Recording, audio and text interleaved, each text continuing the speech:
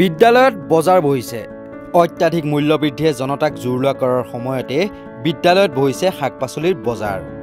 কচু, ঢেকীয়া, পচলা, লাও, বেঙেনা, কেৰেলা, বিলাহীৰ পৰা আৰম্ভ কৰি ব্ৰাহ্মী শাক, মৰিচা শাক আদিকে ধৰি অসমীয়াৰ বাৰীত উপলব্ধ বিভিন্ন পাচলি ছাত্ৰ-ছাত্ৰীসকলে বিক্ৰীৰ ব্যৱস্থা কৰিছে এই বজাৰত। তাৰোপৰি বিভিন্ন প্ৰকাৰৰ আচাৰো বিক্ৰী কৰিবলৈ আনিলে কোনো ছাত্ৰ-ছাত্ৰীয়ে। ছাত্ৰ-ছাত্ৰীয়ে দিয়া বজাৰত পাচলি ক্ৰয় কৰিবলৈ গ্ৰাহকেও লগালে হেতা ওপৰা। মোনা ভৰাই ঘৰলৈ পাচলি কিনিলে শিক্ষক-শিক্ষয়িত্ৰীসকলে।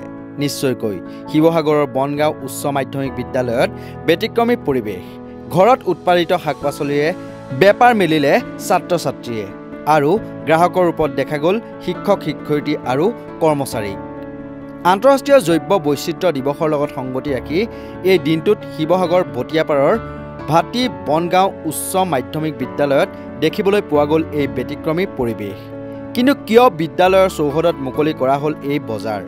ছাত্ৰ-ছাত্ৰীসকলক থলুৱা বজাৰ সন্দৰ্ভত ব্যৱহাৰিক জ্ঞান প্ৰদান কৰাৰ লগতে ওজন আৰু জোখ মাপ তথা সাংখ্যিক জ্ঞান প্ৰদান কৰাৰ লক্ষ্যৰে এই পদক্ষেপ গ্ৰহণ কৰা হৈছে বুলি মন্তব্য কৰে বিদ্যালয়ৰ শিক্ষকসকলে।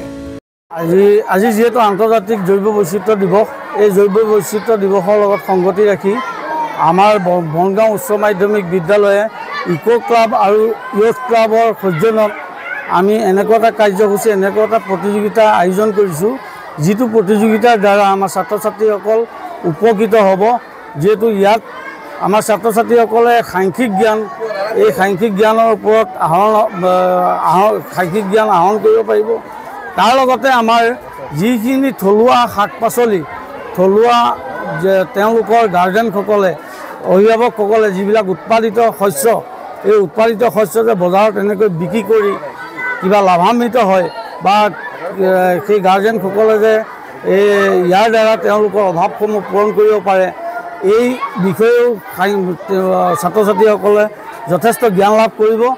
আজি আমি কদবেল, ঢেকীয়া, দাংবটি, তাৰপিছত আমলখি, ৰূপহী থেকেৰা পুলি, ফুলদানি চুলি আমি ঘৰৰ পৰা আনিছোঁ। ভাল লাগিছে আৰু আগলৈ যাতে এনেকৈ আমাৰ স্কুললৈ আহি থাকে এনেকুৱা হেৰি। আজি দাংবটি, বিলাহী, ঢেকীয়া আদি বিক্ৰী কৰিছোঁ, ঘৰৰ পৰা আনিছোঁ। সপ্তম ভাল লাগিছে।